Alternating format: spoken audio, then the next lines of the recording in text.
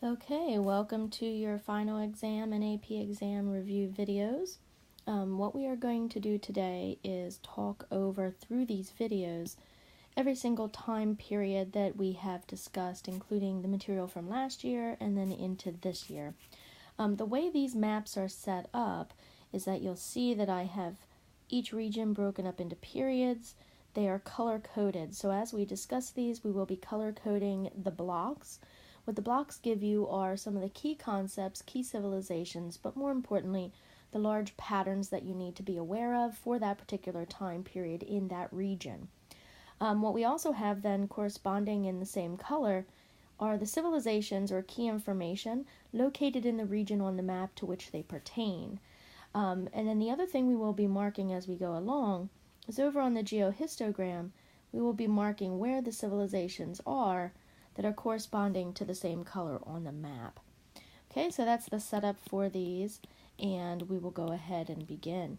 Now, period 1 in the Middle East is dominated by the river valley civilizations. So you'll remember most river valley civilizations in the world are in existence around 2000 BCE. That's a good date as a touchstone for us. And what really exemplifies these river valley civilizations is this whole idea that as people begin to settle down after the Neolithic Revolution, particularly by bodies of water, rivers, there's the threat of flooding. And as flooding happens, civilizations begin to realize that they need to cooperate and organize labor to do large-scale public works projects, most of them having to do with irrigation and flood mitigation. As that need for massive public works starts to develop, so too does the need for a larger bureaucracy begin to develop. You have to have a hierarchy or a system in place in order to control and direct that large of a project and that large of a labor force. So what we see with these river valley civilizations is that it's a type of environmental determinism, that this need to avoid the flooding of the rivers and control water is going to lead to some of our first civilizations' form of government and hierarchical systems within these societies. The other big pattern to realize here, and this is something that you can talk about in any essay that you would happen to see with this time period, is this large general pattern that we see throughout world history, that more food, settled agriculture, leads to more people, and that more people leads to the development of urbanization and bigger cities, and that once you have bigger cities and urbanization, you have greater job specialization, meaning that people are breaking up into different types of professions.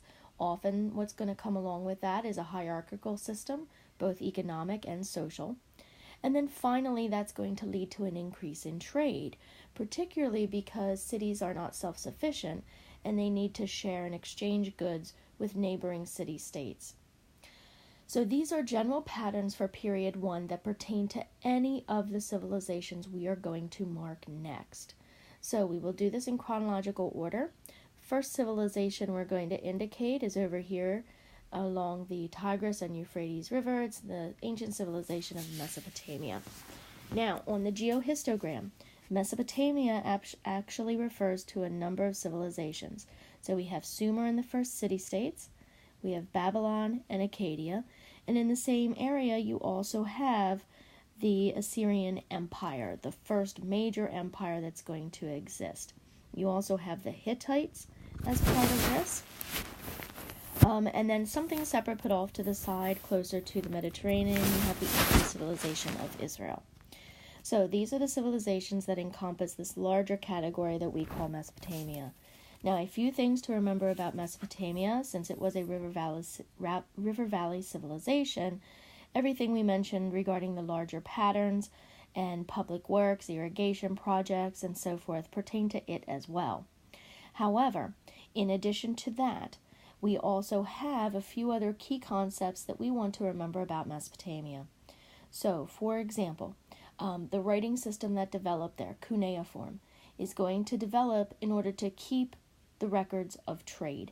So it's associated with business, and it's important to recognize that we see our first writing, which is a major symbol of civilization, developing out of this need to record business and trade transactions. which is further evidence that trade is increasing during this time period as people begin to settle. Another important thing is the combination in all of these river valley civilizations of secular and religious leadership. So you had monumental architecture developing in Mesopotamia. They had a unique form of pyramid called a ziggurat, which is a stepped pyramid and looks something like this. And these were usually in the center of the city-state, and you need to think of them as both administrative and religious. So early on, religion and secular politics went hand in hand and reinforced one another. Keep in mind, scientific knowledge was at a minimum at this point, so many of the natural phenomenon that later will be deciphered and understood through science, early on, people are going to rely on religious figures to interpret and explain the world around them and what is happening. So there's a combination of religion and politics and the use of monumental architecture through the ziggurats. What we also see then in Mesopotamia, when we consider that it's both Sumer, Babylon, and Akkadian, and then Assyria, is that we also see the development of certain legal systems and other codified laws that are going to come into existence. Our best example for Mesopotamia, of course, is coming from Babylon and the Code of Hammurabi. So those are the types of things that you'll want to pull out and remember from Mesopotamia. Now, moving on to the other river valley civilization that exists during period 1 for the Middle East, it's Egypt. And ancient Egypt on the geohistogram is located over here. So it's the Old, Middle, and New Kingdom. And generally across the board, we can discuss some big, broad patterns. So first, Egypt, unlike some of the other river valley civilizations, did not have defensive walls. Other river valley civilizations, because it is a city-state structure and city-states are in constant competition and conflict, are going to have walled cities as a defense mechanism. That's another large public works project that is going to be organized by these emerging government systems that we see throughout the world at this point in time. Now, in Egypt, we have something slightly different going on. And the reason for that is, once again, you could say environmental determinism. In Egypt, they have natural defenses. Natural defenses in the form of the desert, which is on either side of them, protecting them from invasions from either the left or the right. And then in addition to that, you have cataracts or waterfalls on the Nile River, which prevents invasion from the river for any of the civilizations that are trying to get there as well. Egypt, during the New Kingdom, does attempt one of the world's earliest empires when it conquers Nubia, but that is short-lived, and really it's Assyria in the Mesopotamian region that becomes our first major empire. Now, some of the other things to know about Egypt, their dynastic systems, so that you had pharaohs in Egypt. Once again, it's a combination of religious and secular power. You have a complex system of polytheism, so the gods. You have hieroglyphics, which are pictographs.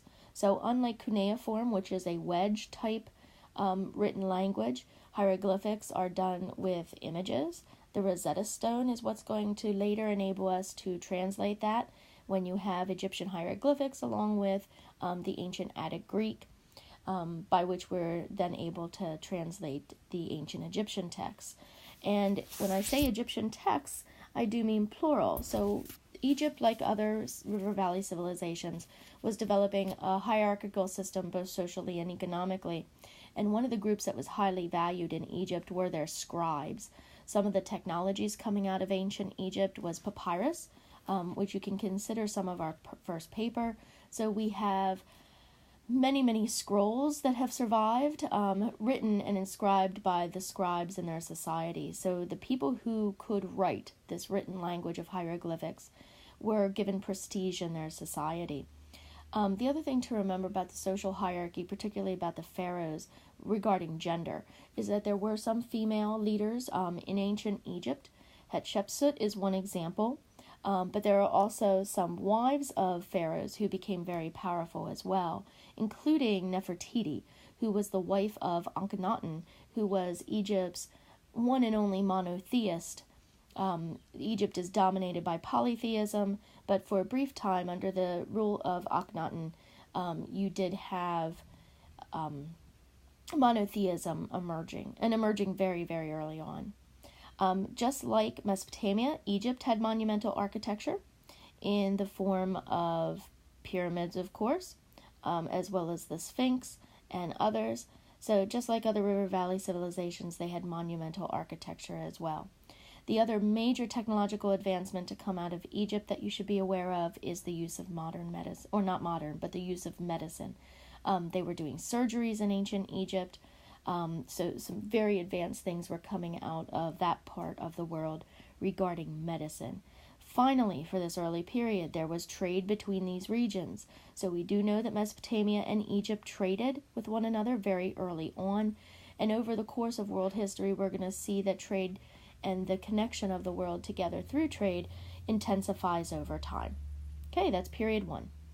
Moving on to period 2 in the AP World History periodization. Over here is our text block for that, so you will want to color that in this next color. And period 2, as I mentioned, is kind of dominated by this increase in trade interactions. So the world is becoming, during period 2, increasingly interconnected. And particularly that is through increased urbanization and an increasing organization of social structures. As urbanization increases, people begin to have to rely on one another more significantly for goods that are being produced in certain regions. Of course, the main theme for period 2 in AP World History is the organization and reorganization of societies. And we can see that here with the civilizations that are developing, that they are becoming even more highly complex. They are engaging in more difficult and large-scale public works projects, and their use of trade networks is beginning to intensify greatly, which is necessitating many of the public works projects, including roads. Now, over on the geohistogram, what are our civilizations that are going to come into play? We have the ancient civilization of Persia, and then you have Parthia and the Sassanids as part of this as well. But we're going to consider that all to be this legacy of Persia. And we can see that there on the map, right by the Caspian Sea. Now, some things to know about Persia and these ancient civilizations is that the arch nemesis of these civilizations, who controlled the land-based trade routes in Central Asia, the arch nemesis is the empires and civilizations in the Mediterranean that are controlling a lot of the sea-based trade in that body of water. For example, Persia's greatest enemy were the Greeks. So you will remember from last year that they are going to fight a series of wars. Some of your famous Persian leaders, Darius, for example. And some of the other things you want to remember about Persia are just general characteristics of all of these classical age empires, that they are producing sophisticated bureaucracies. They have control of large areas of land now and have local administrators or small bureaucracies within each of the local regions. Usually their empires, their land-based empires, are quite diverse. In comparison to Egypt, its arch nemesis, Persia's government was much more centralized. You'll remember in Greece, they had the Delian League, which for a time brought the city-states together in one political unit led by Athens, but that was very short-lived. So their arch nemesis Greece was very much decentralized, whereas Persia had a very centralized government and bureaucracy. They are dominating a lot of the trade in that region. And then religiously, an important characteristic of the Persian Empire is that they are monotheistic. So they practice Zoroastrianism, which is one of our earliest monotheisms, along with the emergence of Judaism in ancient Israel, which is the main thing you want to remember about ancient Israel at that time. So other than that, Persia is going to be spreading a lot of their technological ideas as they trade with their neighbors, and once again just fitting that larger pattern of this time period. So moving on, the next region that we're going to look at, or period that we're going to look at, is phase 1 up here at the top. So we will go ahead and color that in. But here now it changes slightly the way I've organized this information. Period 1 and period 2 will always correspond to period 1 and period 2 in the geohistogram. However, from there on out, it becomes more logical to go with phases or changes that are significant for this particular region, in this case the Middle East, rather than necessarily following the perfect AP periods that they have created for the entire world and the larger changes that are taking place there. So in many cases, my phases will link pretty closely with the periodization of AP world, but in other cases it will not. So, for example, phase 1 for the Middle East is focusing on two big developments. First, the establishment and continuation of the Byzantine Empire, and then second, the rise and early origin and rise of Islam. So that is going to be our first period. It ranges from the 600s to the 700s. So what we're talking about on the geohistogram is just this period in here, leading up a little bit into the Umayyad as well. Some key concepts that you want to know for this initial phase of the expansion of Islam and the existence of the Byzantine Empire is the birth of Muhammad and the significance of that, his early history in Mecca and then Medina. You also want to recall and refresh your memory of some of the pillars of Islam, and then particularly the Sunni-Shia split within the development of Islam. As Muhammad is spreading his ideology and then later adherents are spreading it further, you want to recognize the use of dominance versus hegemony. We talked about during the summer assignment Islam spreading through three general mechanisms, either through military, conversion, Sufi mystics, or trade, merchants, and the benefits that you got from conversion. So keep that in mind as you're listening to how Islam is spreading. But then in addition, we also kind of bring in dominance and hegemony regarding the invasions that occurred during the Abbasid period, so the invasions of the Seljuk Turks versus the Mongols particularly. And then finally, we need to remember that the Byzantine Empire, the Christian Empire, exists at the same time and is still controlling the Mediterranean. So chronologically, where do we begin? During this period, 600s into the 700s, we begin with the Byzantine Empire because the Byzantine Empire predates the origin of Islam. If you remember, the Byzantine Empire is the eastern part of what had been the Roman Empire. So remember when Rome splits after the fall, the western portion falls into the medieval period, the Dark Ages, whereas the eastern section, the Byzantine Empire, flourishes, develops, and the Byzantine Empire really becomes in the world at that point in time the hub of all civilization. On the geohistogram, you can see the Byzantine Empire located right here. So, things to know about the Byzantine Empire. First, politically, they are continuing the legacy of Rome and the Caesars, or this emperor system. They are also embracing Christianity, and this is going to become the hub for Orthodox Christianity, which will later be transferred and picked up in Russia. Additionally, you want to know that most of the leaders were males, but there were very strong women who were part of the Byzantine Empire as well, particularly some of the wives of your emperors. Also developed legal codes. So one of our best examples of a developed legal code during this time is Justinian and the laws that he created. In addition to that, though, a lot of the things that you want to know about the Byzantine Empire are typical of many other empires at this point in time. For example, there was a fine line between supporting the nobility or the landed gentry and supporting the peasants and having that huge mass of people, the masses, support you militarily and economically. So the Byzantines had things like the theme system, which is in exchange of giving peasants land, which they did not own land, this is a feudal system, giving peasants land in exchange for military service.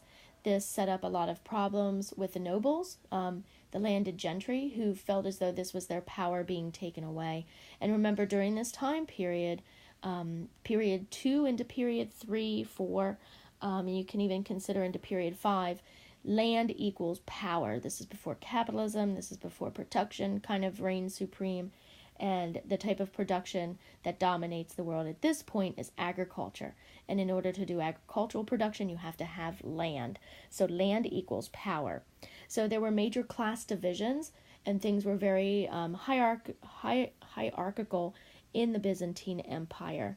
And those are characteristics not just of the Byzantines, but of many different places as well. Now, while the Byzantine Empire was thriving, we see the emergence of a new civilization that is going to come to dominate much of Afro-Eurasia throughout the 700s into the 1400s, and that is, of course, Islam and the Islamic Caliphates. So we have to start with the origin of Islam, which is down here. And when Muhammad is born, later in his life, he receives the word of God through the angel Gabriel, and he begins to form a new religion, which will become Islam. He is born in Mecca. He marries a woman who is a trader, a merchant, and so Muhammad early on is a merchant as well. And this is why merchants, trade, it's going to figure prominently throughout the history of Islam during this period. As he is forming his new religion in Mecca, he's not able to get a lot of converts. You have a tribal system in this part of the world, and the tribes are really kind of holding out and fighting against him. So what you have happen, you have him fleeing to Medina, and then you'll remember in Medina he is able to successfully convert many people. One group that he's not able to convert are the Jewish populations in Medina. And you'll remember he fights with them, and he ends up destroying many of the Jews who lived in that area, killing the men, enslaving some of the women and the children. So that you see, early on, Muhammad is using two methods to spread his religion: straight dominance, which we'll see continues for some time, but then also conversions. So he's successfully converting, and those that he can't convert, he is using military force to dominate. Once he has a large enough contingency, he forms a small army, and he comes back to Mecca, and he defeats the tribal leaders there, and this is going to be the beginning of Islam. Now, from that origin, Islam initially expands during the mid-600s through this phase 1 of expansion up into the Arabian Peninsula. And once again, Muhammad is continuing to use conversion and then also dominance. After gaining control over the Arabian Peninsula, Islam goes into a second phase of expansion. This is in the late 600s. Once again, it's continuing to use dominance and conversion. We see it simultaneously going to the east into Central Asia, and at this same time going into North Africa and encountering the Berber tribes in North Africa. Now, particularly in North Africa, he's going to be using dominance. Berbers, once again, are tribal, and there's going to be a lot of fighting and dominance. They respect military success and military prowess, but that's not the only thing that's going to appeal to them. Many of the Berber traders eventually are going to convert to Islam through this introduction to Islam through Sufi mysticism. Sufi mysticism is a branch of Islam. Every major religion has a more mystical branch to it that isn't as rigidly adhered to the doctrine and is more experiential. And often this is a gateway or an entrance into the religion in its more strict form. So Berber traders are going to convert as well. And then Berbers will know later are the ones who spread Islam to the rest of Africa, East Africa as well as West Africa, through trade, trans-Saharan trade. Now, after this second phase, which is dominated by military and conversions, Islam enters into a third phase of expansion during the 700s. And here you can see once again it's going out in two different directions. Once again, they're going to use dominance and trade, particularly over in Asia. So we see it going into India. Many people in India are going to convert willingly in order to get benefits through trade. So remember, this period is dominated by trade diasporas. And if you are trading with an Islamic person and you are also Islamic, you're going to get better deals. They're going to take more of your stuff. So it's advantageous to tap into these large trade diasporas, religious trade diasporas, through conversion. And that's one thing that does happen once you get into Asia and India. The other thing, though, is that you still have some large empires in India. You can see this is at the tail end of the Gupta if you look over on your geohistogram, like right in here. So what you have happening is some straight dominance as well, because the remnants of those empires are not willingly going to allow you to come in. So in Asia, the Asian side, you see both dominance and trade. Now over on the African side, they're going to push up through the rest of North Africa and into Spain, and you're going to see predominantly dominance there. In Spain, we need to kind of take a moment and talk about that. You're going to see developing the golden age of Spain under the Muslim control. This is when they're going to establish madrasas all throughout their empire. We'll talk more about that in a moment.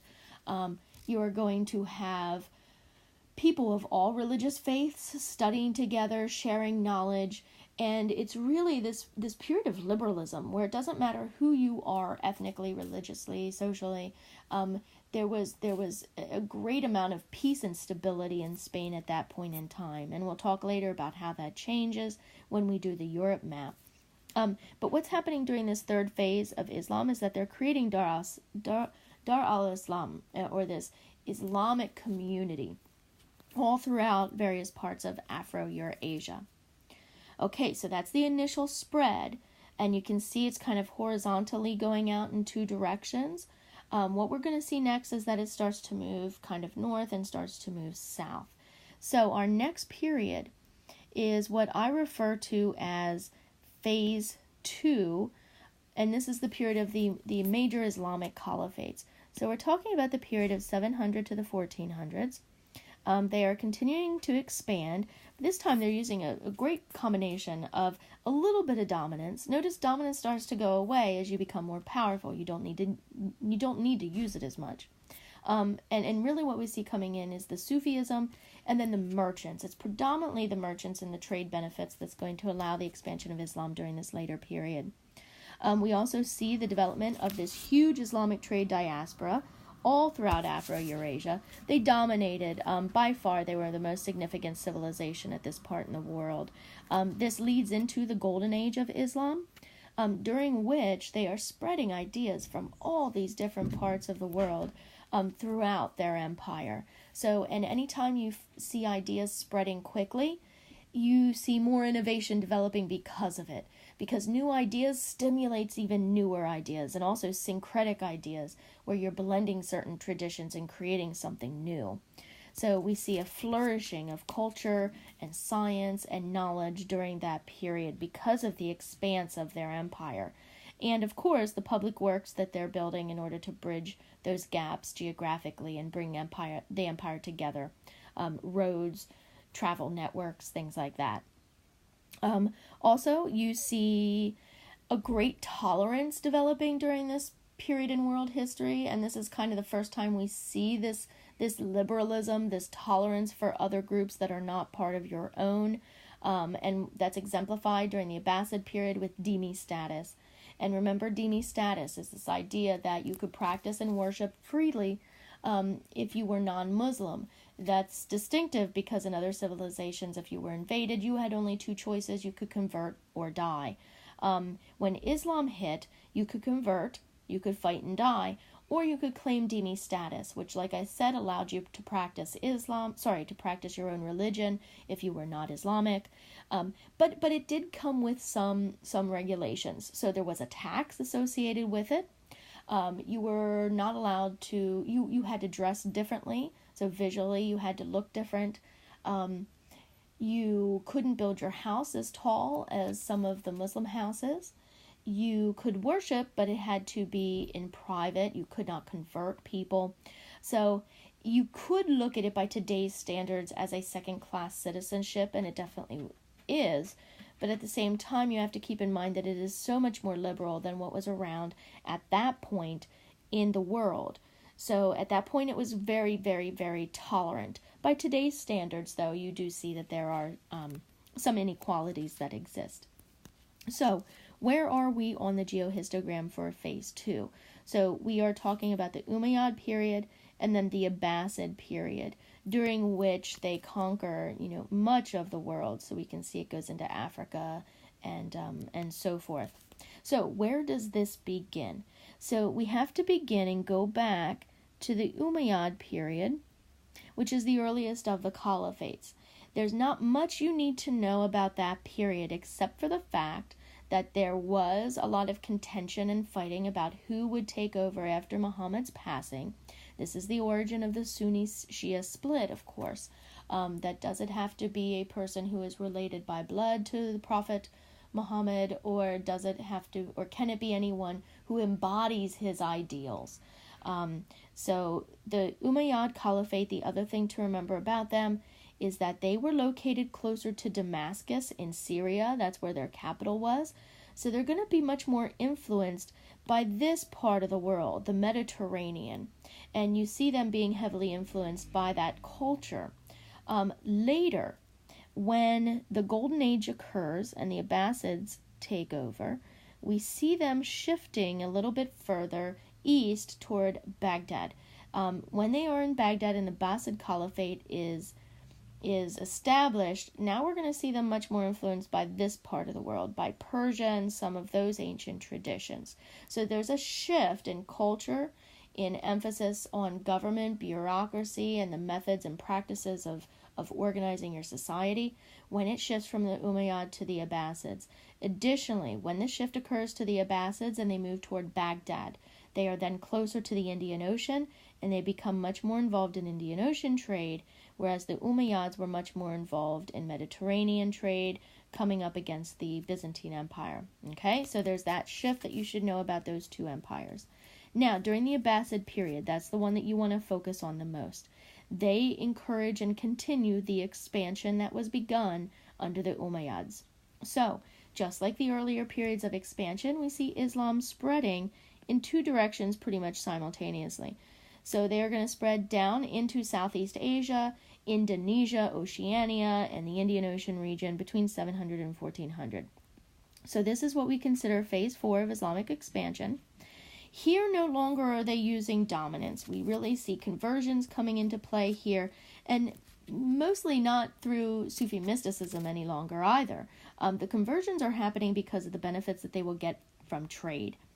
So once you get down into the Indian Ocean and Southeast Asia and Oceania, you're hitting some of the major trade regions at this point in time. There's extensive trade there. This is how you're making your money. Land doesn't necessarily so much equal power in this part of the world. It's more about being a merchant and being a trader. Now, like I explained earlier, though, the Islamic Empire is going to come to dominate much of the world. If you convert to Islam and can tap into their trade diaspora, you get many benefits economically. And that's why so many people are going to convert in this part of the world.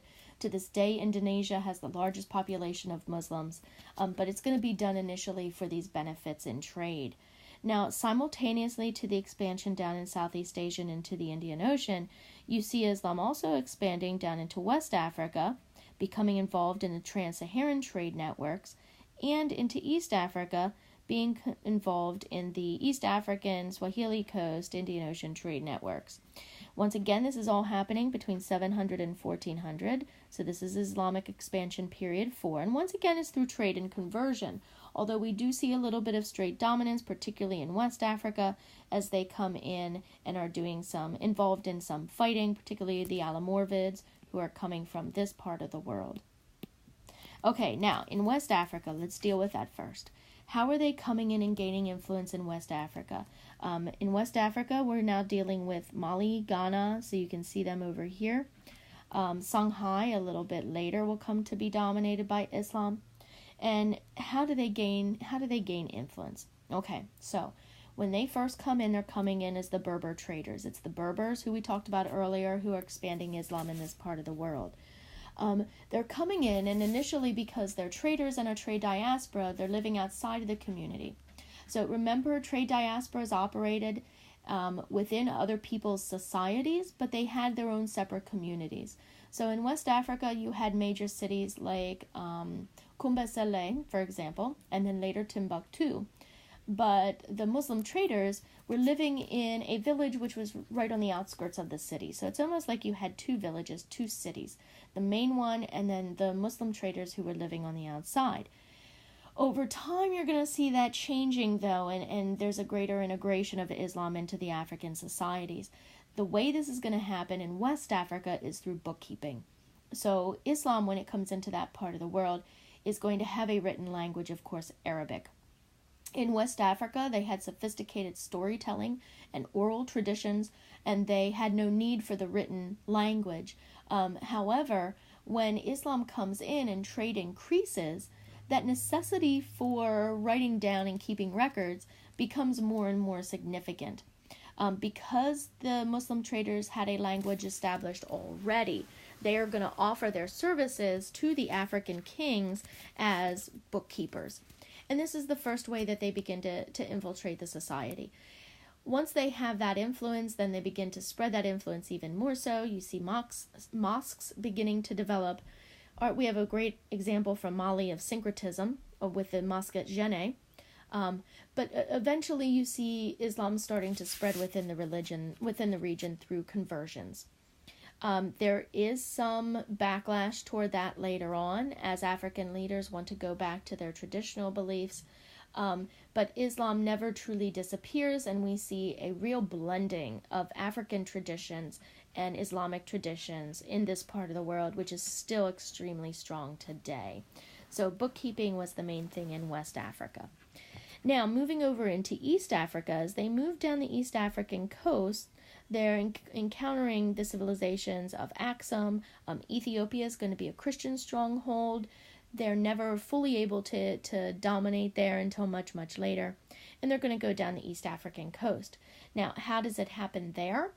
There, it's more through intermarriage and a very slow process of blending. Once again, we see syncretism, this time not necessarily in the architecture, but more so in the language with Swahili. So we see the use of three different methods by Islam over time. We have dominance early on, we have conversions and trade, merchant connections a little bit later. Okay, so that's period 2. Oh, sorry, I'm forgetting a few things. The Abbasid Caliphate toward the end. Well, actually, let me back up. So throughout the Abbasid Caliphate, we talked about dhimmi status.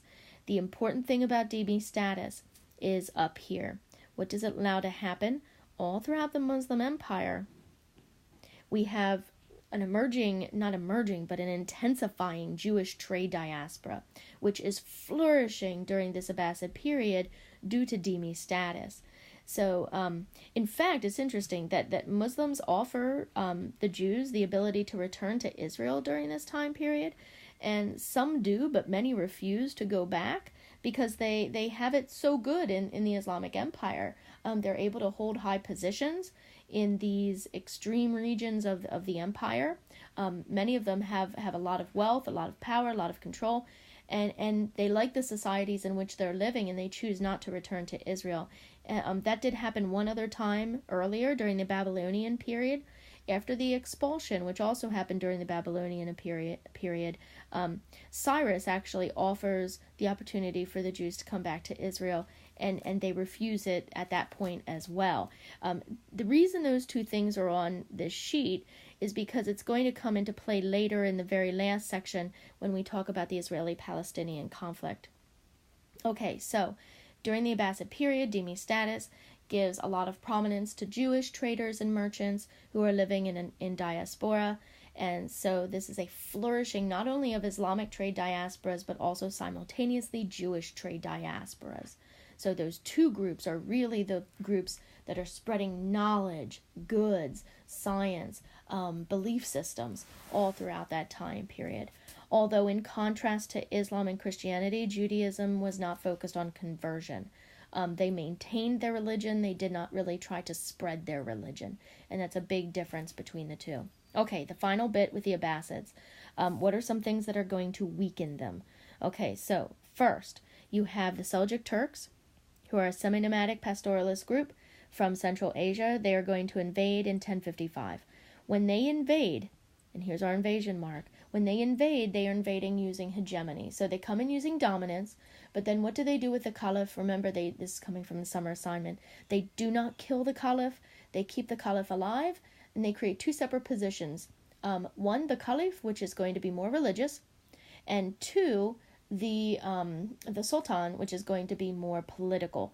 And this divide between politics and religion actually begins back in period 2 of AP World History with Persia, Greece, the Classical Age empires. That's an important thing to know about period 2, is that it's the separation of religion and secular politics. But now we see the Seljuk Turks playing into that in their use of hegemony. They're going to keep the caliph alive, give him the religious control of the area, and they want the political and economic control, and they're going to create this new position of sultan. Now, why did they do that? They did that in order to avoid revolts, protests. This is the benefit of hegemony. If you can come in and manipulate the system and not use straight force, you're going to limit the revolutions and rebellions that you have to deal with. This is in stark contrast to what will later happen at the end of the Abbasid Caliphate in 1258 when the Mongols invade. You'll remember the Mongols come in and it's just straight dominance. They kill the Caliph, they cut off his head, and the Abbasid Empire is over. There's one other thing that's weakening the Abbasids, though, over time, and that's the Crusades. We'll talk more about the Crusades when we do the Europe map. Okay, so that's phase 2. Now, moving on to phase 3. So phase 3 is dominated by the Ottoman Empire. So we're talking about 1300s up to 1917. So this is one of our longest land-based empires in all of world history. And some things we really need to remember for the Ottoman period. It is a land-based empire, and one of their downfalls is that they're going to maintain that old land-based empire way of doing things, right? It's the same old stuff. We'll see that at this same time, what is Europe doing? They're starting to move toward overseas expansion and sea-based trade routes, but the Ottomans are still stuck in the old land-based empire way of doing things. By this point, gunpowder has been developed, and the Ottoman Empire is what we refer to as one of these old land-based gunpowder empires, which is going to fall to the wayside toward the end of this period. We need to know that the origin of the Ottoman Empire is in the defeat of the Byzantines. So we finally see the fall of the Byzantine Empire, and when that happens in 1453, they take over Constantinople, and therefore the end point of the Silk Road, blocking Europe from a lot of the trade systems that had been developed over these centuries and centuries of human development, and leading into, of course, the Age of Exploration. We also want to remember that toward the 1600s, this is when the Ottoman Empire begins to really overexpand. They beginning to allow foreign control into their system, which is the end of them, or will be the end of them, the downfall of them. So they allow foreigners to come in and take control over part of their economic structures. And they also fail to westernize, and these are all the things that are going to kind of lead to the demise of the Ottomans, but also some of these other land-based empires like the Safavids and so forth. Finally, we need to know that this is the period of World War I for the Middle East. And so you see the downfall of the Ottoman Empire finally when World War I happens and they lose the war and are broken up. A big pattern, though, throughout the 1300s and even into to the 1900s is that the Ottoman Empire was practicing increasing urbanization. So you see major urbanization, migration to cities all throughout Central Asia, at North Africa, at this point in time. So you have a huge intensification of urbanization in this part of the world. Skilled craftsmen in particular are moving into those cities, and this is a big pattern not only with the Ottomans, but also with the Safavids. Okay, let's go to the map. So first, over to the geohistogram. We see the Ottoman Empire right in here, and then the Safavids are also this time period. So we're talking about this time period right in here, leading up into the end. Okay, so we begin with the Ottoman Empire, 1453. Mehmed II is the one who's going to establish the Ottoman Empire, and then we enter into a period of Ottoman expansion. So this is a continuation of Dar al-Islam, so you can see it expanding down here, taking over eventually the Safavids. So their main kind of nemesis during this period is the Safavid Empire, which we can see that they defeat them in 1514 right here. Some things to know about the Safavids. Selim I is one of the major leaders. And the Safavid Empire, though, is founded by Timur, so it has its emphasis or its past, its legacy coming from Central Asia with these semi-nomadic tribal groups. And Timur the Lame is the one that they trace them back to, one of these major military leaders.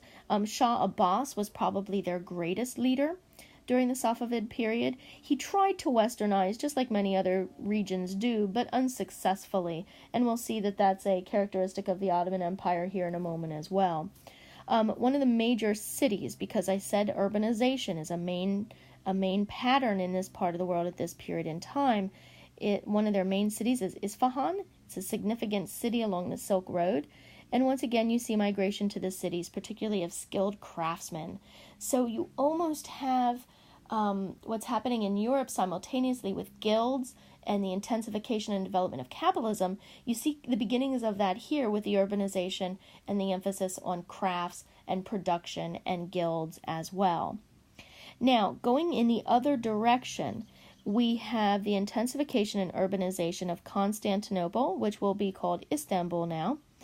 And this is the largest city in the entire Ottoman Empire and, in fact, in the entire world. And I highlighted an important word here, conurbation. Now, remember, Istanbul and this process of conurbation becomes the model for all modern cities in the world today. If you remember, Istanbul was broken up into different sections. You have Stamboul, which is the old section, the political section. You have Üsküdar, which is the more agricultural section, the more cultural section. And then you have, what was the other one? I will have to look up the other one again. It's not important what the name is. But the other one to the north was like the commerce or the economic section, right? So that you have these three sections of the city. And you see that with modern cities today now, conurbation, this whole idea that parts of the city specialize in different types of things. You have the downtown in the city, which is the political center and the legal center. You have the industrial districts, right? Which is, I think it was Galina was the industrial area or the production area, the economic section of Istanbul. So that you have these different areas that specialize in different things. This begins in the Ottoman Empire. It begins with Istanbul. It's conurbation. Istanbul is the largest city in the entire world, and all other cities are going to follow their model. So it's a very important thing to remember about this. Now, as the Ottomans are expanding into Eastern Europe, you see them coming into conflict with the Christian empires, right? And the Christian empires at this time, the Holy Roman Empire and things like that. So there was a major battle, the Battle of Kosovo, 1389, and the Europeans, the Christians, lose this battle, and this is what gives the Ottomans dominance over Eastern Europe. A little bit later after that, they begin to practice devshirme, and we know what that is. This is the taking of Christian boys as a form of tax. They are going to take them young so that they can brainwash them. They make them eunuchs so that they cannot have their own families. The only tie, the only allegiance they have is to the state. And they transform them then into janissaries.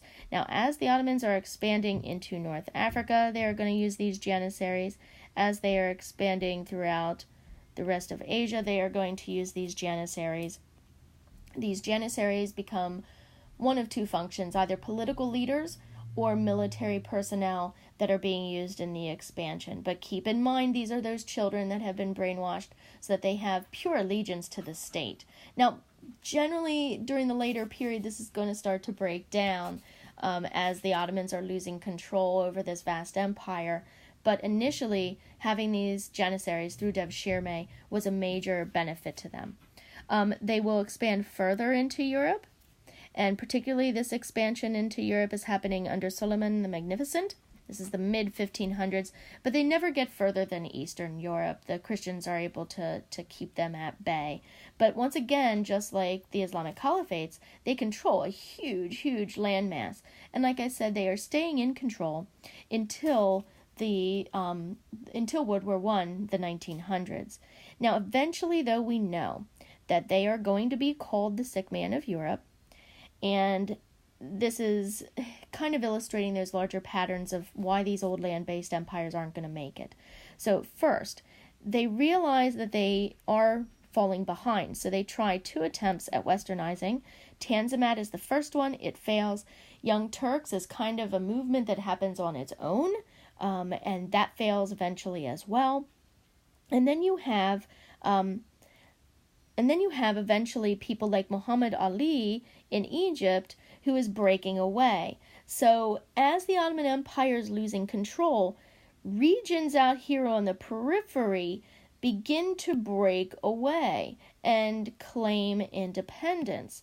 And we see that happening throughout the later periods, and we see Europe and Russia coming in and kind of exacerbating that, because the Ottomans had used the millet system, which allowed great autonomy when it came to religion and cultural practices to the religious leaders. Remember, the Ottoman Empire is an old land-based empire, so it's based on very diverse populations and bringing them together.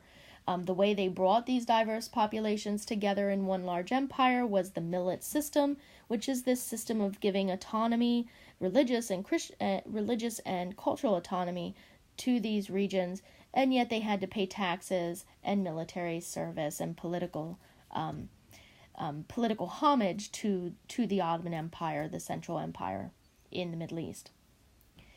At the very end of this, though, we know that what's going to really seal the deal for the Ottomans is the Crimean War. So here we see the Crimean War is listed. Russia, who is an emerging superpower, is going to want access to a warm weather port. Of course, they do not have one, and this blocks them from trade, and trade is the main form of power and control at this point in time. So they think they can take advantage of the weakness of the Ottoman Empire, and they are going to attack, assuming that Europe is going to support them because they are both Christian, as opposed to supporting the Ottomans, who are Muslim. Here's the thing, though. Over time, we had indicated that the Ottomans are giving up some foreign control of their economics to the Europeans. And the Europeans like the fact that the Ottomans are weak. It almost makes them a puppet state that they can take advantage of. And Russia, on the other hand, is a real threat and challenge to them. So regardless of the fact that they share the same religion with the Russians, European nations are going to support the Ottomans, who are Muslim. And they do it for economic reasons. So Russia loses the Crimean War, the Ottoman Empire wins the Crimean War, but in repayment for the help in the war, the Ottomans took on a massive amount of debt. And here, just like Egypt and other places, neocolonialism, this is how the Europeans are going to really, really dominate and control the Ottoman Empire during the 1800s and into the early 1900s. The death knell, of course, is World War I. When World War I happens, the Ottoman Empire sides with Germany. It loses, and it is broken up after the war, and the modern nation of Turkey is developed. Okay. Our final period, the last period, is the modern age, and for this one we are looking at Turkey, Iran, Middle East, so all of that area up there. And notice after the fall of the Ottoman Empire how decentralized things are, how little they are, right? And then things only start to emerge and get bigger again up here in the modern age. So phase 4, the colonial and post-colonial period, is 1917 to the present, and we're talking about the first colonialism that's going to happen in the Middle East, really by European powers. You can consider the Ottomans somewhat of colonialism, but the Europeans never did full-blown colonialism there, so it's only after the Ottoman Empire collapses in World War I that you see the beginnings of the real colonial system. We're going to see this through the Balfour Declaration, Lawrence of Arabia and the promises that he's making, the Sykes-Picot Agreement, the Mandate System, Cold War period as well is crucial to this. We have 2 case studies to look at for the Cold War, Afghanistan for the Russians, Iran for the U.S., and then, of course, the Israeli-Palestinian conflict. So, beginning with the colonial system. So, the Mandate System, which you can see is right there, is going to be developed in the midst of World War I, so that you have a lot of promises being made to regions of the world who are helping Europe in World War I, particularly promises of independence and land. So Lawrence of Arabia goes to the Middle Eastern regions, and he entices the Arab populations to rebel against the Ottomans and join them in the fight against the Ottoman Empire during World War I. And in retaliation, or not in retaliation, in compensation for that, they're going to be given their freedom and independent states in the Middle East. Okay, so that's Lawrence of Arabia. At the same time, with the rise of Zionism, and then eventually what will happen with World War II, the Holocaust, promises are being made to Jewish populations in Europe as well, who have been facing just series of persecutions throughout their entire existence in Europe. So promises are being made to them that they will also receive land in the Middle East, in the Jewish homeland, which was what will become the modern state of Israel. And that's being done through the Balfour Declaration and Lord Balfour. So you have Lawrence of Arabia making promises to the Arab populations, and at the same time you have Lord Balfour making promises to the Jewish populations, and regarding the same territories. Now, at the same time that those two things are happening, the Europeans, particularly France and Britain, are busy carving up the Middle East into colonies, what will become known as the Mandate System. Each of them got to control an area temporarily, and it was under the guise that you were helping them to become independent states. What was really going on, though, is that Britain and France were gaining control over the economics of those areas, and we'll see that coming into play later when we get to Iran, for example. So we have the Mandate System, and gradually over time they were awarded their independence, but only after European companies had been able to kind of integrate into their societies and quote-unquote help them. But really kind of it's maintaining some neocolonialism there. So the next big thing we have happening during this modern period is the Cold War. Of course, when the world is divided or attempted to be divided into two regions, those supporting the USSR and those supporting the United States. But of course, we know that there's an emerging reaction against this dualism of the Cold War, which is the third way. And a lot of countries are going to attempt to break out of the dualistic system of having to join with one side or the other and instead follow the third way, but we know that not all of those countries are successful. So one place where it is attempted but is unsuccessful is in Iran. So we have the Iranian Revolution over here in the United States. So Iran, which is the legacy of Persia, is going to have democratic elections, and they elect somebody into office who wants to nationalize British oil. So the Brits, who had controlled partially that part of the world, they are going to have total control over the production of oil in Iran. When Iran is trying to embrace the third way, they realize that they need to get the British control out in order to have true control over their country. So they, like many others in the third way, decide to nationalize those companies. What nationalization is you give compensation to the Europeans who had controlled it, but then you take it over and the government controls it. Remember, many of these newly emerging nations are embracing socialism as a way to leapfrog and industrialize quickly. But of course, this is seen as a major threat to the United States, and Britain doesn't like the fact that they no longer have total control over oil coming out of Iran. So they collude and fight back, and the U.S. really kind of takes the lead here. So what happens with Iran is that they send in one of the grandchildren of President Roosevelt, and they have assigned him the task of overthrowing the Iranian government. They try to stage a coup. That doesn't work.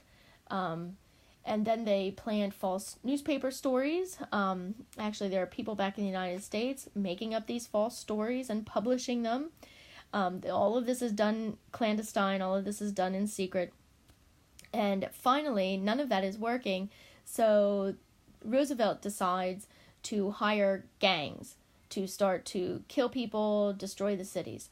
And what the gangs don't realize is that Roosevelt has hired multiple gangs to attack one another in order to intensify the level of violence, murder, and destruction.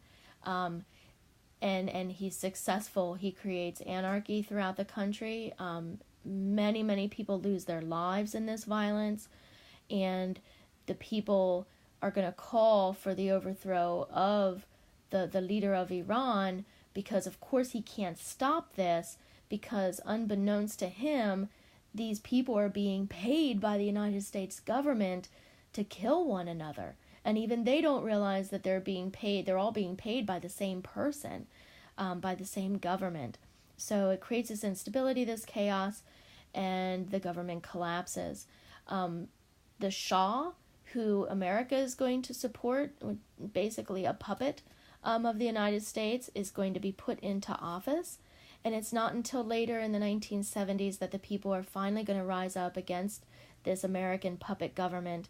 And we see then the establishment of the Iranian government that we have today. But so a lot of the animosity and hatred of America that you see in Iran today, this is why. Because it came out that this is what the American government had done, and that they had overthrown the government using such morally atrocious methods, right? But that's part and parcel of the Cold War. That's what we were doing during the Cold War, because we were so fearful of communism and socialism. Okay, but it wasn't just us, right? During the Cold War, you also had awful things being done by the Russians, and they are going to do an invasion of Afghanistan. So in Afghanistan, they have a puppet government of their own, and they fear that that government is going to fall, and the people are going to gain control. What we do, America, to help this is that we are actually supporting and training the Islamic militants who are fighting against the Russians and trying to keep them out. Russia's going to get involved, though, in Afghanistan, invade it in the 1980s, and Afghanistan is a long, protracted war for them. It ends up leading to the fall of the Soviet Union because it's just such a disaster. It's comparable to Vietnam for the United States. The interesting thing about this, though, is that the militant Islamic groups that the United States is training and supporting during the 80s in its war against Russia are actually those very same groups that will turn against us and be the masterminds of the 9/11 attack. We actually supported and trained and gave aid to Osama bin Laden. And the Taliban emerges and becomes powerful because we supported them against the Russians. So such a highly complex thing going on there with that. And then the final case study involving the Middle East is the Israeli-Palestinian conflict. And remember, for the Israeli-Palestinian conflict, we really have to go back to these promises: Balfour Declaration, the Sykes-Picot Agreement, and the promises to the Arabs by Lawrence of Arabia, and how this creates this problem because you're promising the same land to two different groups of people and promising that neither of them are going to have their rights taken away.